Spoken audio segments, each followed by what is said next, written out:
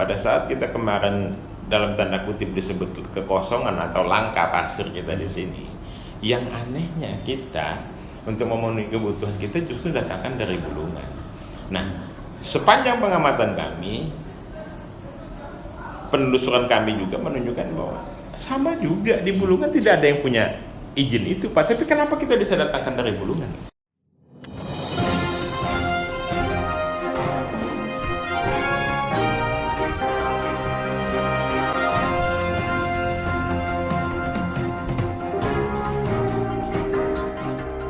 Assalamualaikum warahmatullahi wabarakatuh, pemirsa. Hari ini kami sengaja datang ke kantor DPM STP Kabupaten Berau dalam rangka kembali melanjutkan persoalan galian C yang hingga kini sudah bertahun-tahun memang tak kunjung menemukan jalan keluar penyelesaian yang baik, di mana suka tidak suka bagi masyarakat, pengusaha, ataupun pihak-pihak yang mengambil material galian C, baik pasir, batu, tanah uruk, dan segalanya, itu tentu saja dapat dikatakan illegal mining karena memang mengingat perizinan yang memang tak kunjung dikantongi. Dengan perubahan regulasi yang ada, sebenarnya tidak menciptakan suatu kecarut-marutan. Hanya urusannya menjadi betul, panjang. Urusannya menjadi panjang Ya. dan menjadi urusannya ke pemerintah pusat dalam hal Jakarta kan. Tetapi kalau begitu kan menarik nih, ada kasus yang menurut saya itu menarik gitu. Apakah memang seribet itu, apakah sesulit itu, apakah sepanjang itu mengurus izin galian C ini? Saya tetap pakai galian C karena memang itu yang familiar di telinga masyarakat gitu. Ya. Memang sepanjang itukah ngurusnya sampai per hari ini itu baru ada 2 orang di Kabupaten Berau yang mampu menembus dalam tanda kutip mampu bahasa saya. Memang sepanjang itu Pak. Memang kalau kita lihat regulasinya ngurus galian C ini sama ngurus izin batu bara Pak, ribetnya. Jadi tahapan-tahapannya ya, itu. Yang menjadi masalah sekarang, penarikan itu dilaksanakan oleh pemerintah pusat dalam hal ini mungkin Dirjen Batubara atas dasar amanat undang-undang. Tetapi pelaksanaannya, petunjuk teknisnya belum ada. Nah, jadi seolah-olah di dalam surat itu, di dalam surat yang disampaikan dari Kementerian SDM kepada Gubernur, ada istilah izin pertambangan rakyat. Sekarang galian pasir itu, apakah dia termasuk kategori izin pertambangan rakyat? Kalau istilah pertambangan, dia pasti menggunakan alat mekanika. Ya kan? Nah, kalau seumpamanya galian yang luasnya hanya 50 kali 50 meter, dia hanya merupakan alat bantu saja disedot sudah, dan tidak berdampak apapun. Paling dampaknya sebentar, artinya pada saat pasir bersama lumpur ditarik ke atas, disiram pakai air, keruh sedikit airnya. Sekarang kalau dia air itu merupakan sumber daya air seperti PDAM, jauh di sana. Kemudian paling yang kena dampaknya akibat kekeruhan sedikit itu adalah masyarakat di Sambakungan, ya kan? Masyarakat Sambakungan, Batu-Batu, mungkin juga Sukan. Nah, dan itu tidak lama karena kekeruhan seperti kekeruhan biasalah air. Nah, sumber daya air ini yang diharapkan tidak terjadi ada campuran-campuran zat kimia seperti penambangan emas di sungai, membersihkannya mungkin pakai merkuri.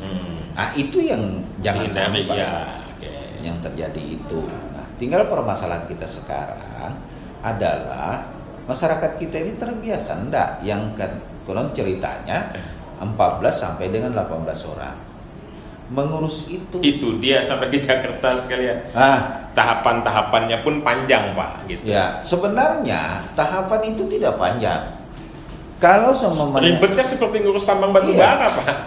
Kalau persyaratannya itu lengkap, dia masuk ke OSS kan? Ya, sistem. Ya. Dari sini pun dia bisa. sudah tinggal istilahnya upload saja yang dibutuhkan. Nah, hanya panjang dia karena dia berada di sungai, dia harus mendapatkan rekomendasi dari Badan Wilayah Sungai. Kenyataannya teman kita bisa lurus. Iya, yang 2 orang tadi kan. Ada keluar.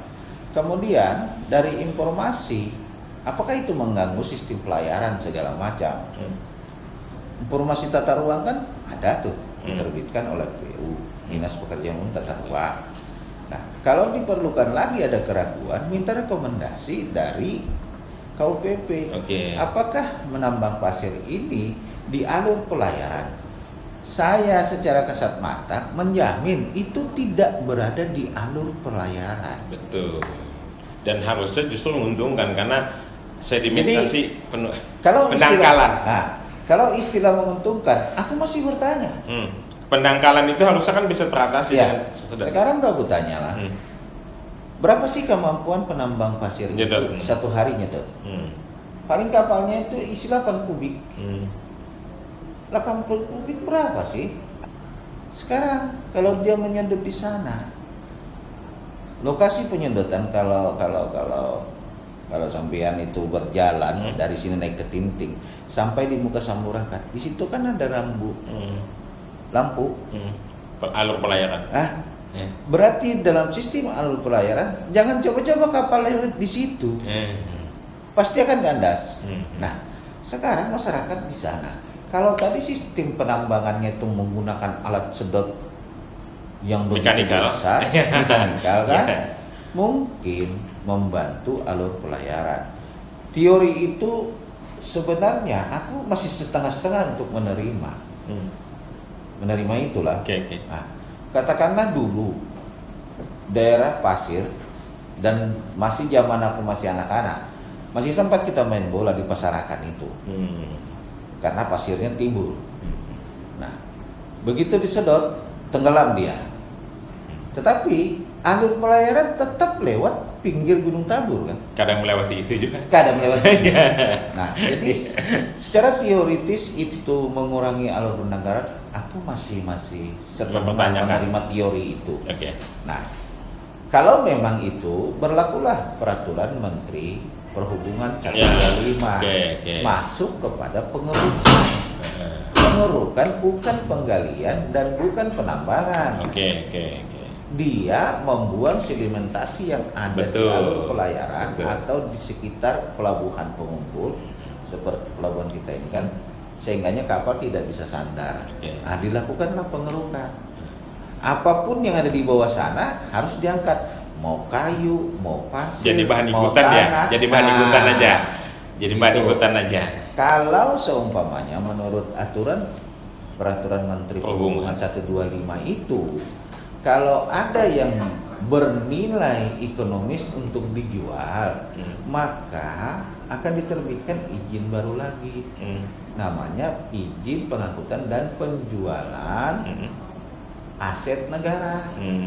Karena pengerukan di daerah pelabuhan, alur pelayaran itu sudah pasti menggunakan dana APBN atau APBD. Tidak akan pernah seperti sampean pengusaha untuk mengeruk sungai itu. Apa kepentingannya? Iya betul, logikanya. Iya betul. Nah, makanya memerlukan 2 izin. Saya bilang dengan Pak Bupati waktu itu, Pak Gustam. Artinya tidak bisa diakal-akalin lah. Kalau kita masuk ke sisi itu, kesian. Iya. Kemudian yang diizinkan kapasitasnya hanya 100.000 meter kubik. 100.000 meter kubik, penambang begini 18 orang, 10 hari selesai Pak. Tamat kapasitasnya.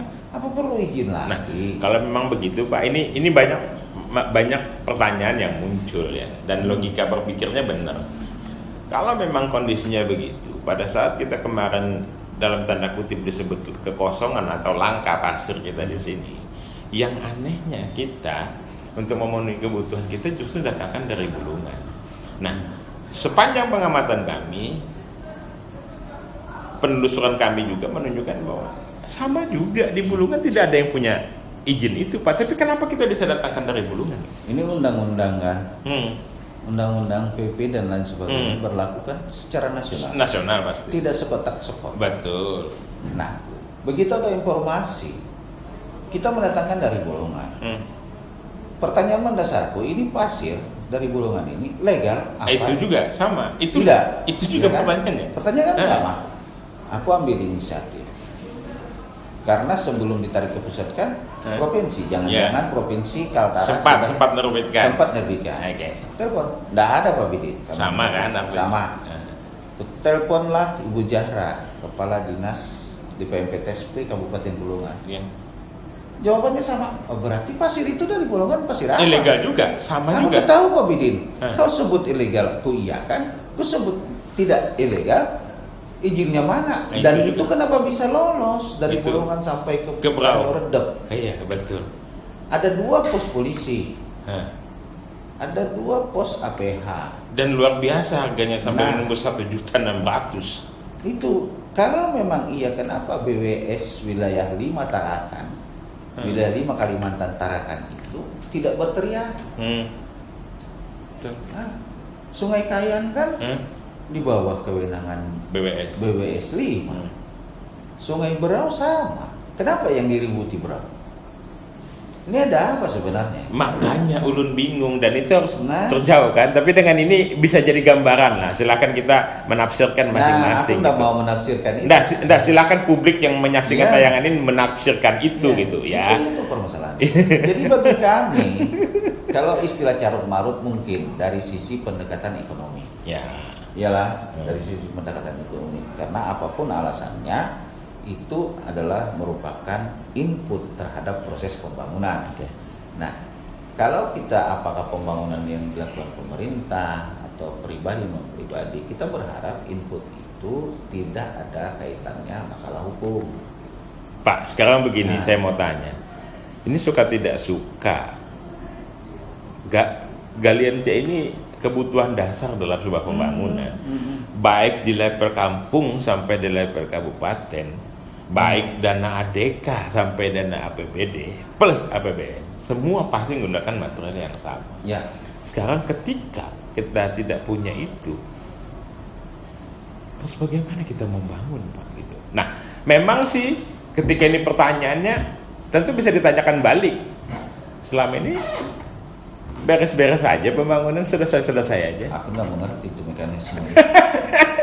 Jadi aku hanya berbicara sekarang kan, karena konotasinya sekarang nomenklatur perizinan itu melengket dengan kami, seolah-olah kami mengurus. Nah, saya terus terang aja, saya kasihan dengan Ibu Bupati, makanya saya mau membantu menjelaskan, karena sifatnya bola itu dilempar ke kami gitu. Nah, kami hanya membantu menjelaskan bahwa ini kasarnya, kalau saya menggunakan istilah kasar, kita ini sudah tahu penyakit kita itu adalah malaria, kena malaria. Namanya Vilkina itu pahit, tapi kalau tidak dimakan kapan sembuhnya? Iya, betul. Mau tak mau harus kita makan. Nah, sekarang kalau kita berbicara masalah pembangunan, inputnya bukan hanya pasir. Kenapa pasir yang jadi ribut ini? Batu gunung kan sama. Sama ya, Ya. bagian dari galian C. Ya. Koral pun diperlukan. Nah, sirtu pun diperlukan. Dalam artian melakukan aci kalau pembangunan rumah Tanah biasa. uruk juga sama. Tanah uruk juga. Lah kenapa tanah uruk ada banyaknya luasnya di Jalan Gunung Tabur itu bisa diratakan? Adakah izinnya pematangan? Sama juga, karena kan galian C juga. Nah, sekarang batu gunung juga banyak beredar. Kenapa? Loh, kenapa pasir? ini jadi suatu pertanyaan. Jadi kalau sebetulnya jawabannya kembali pada sejarahnya tadi, pada saat pengambilan pajak. Kenapa urusan itu masih dekat di provinsi? Itu tidak dilakukan. Tidak dilakukan.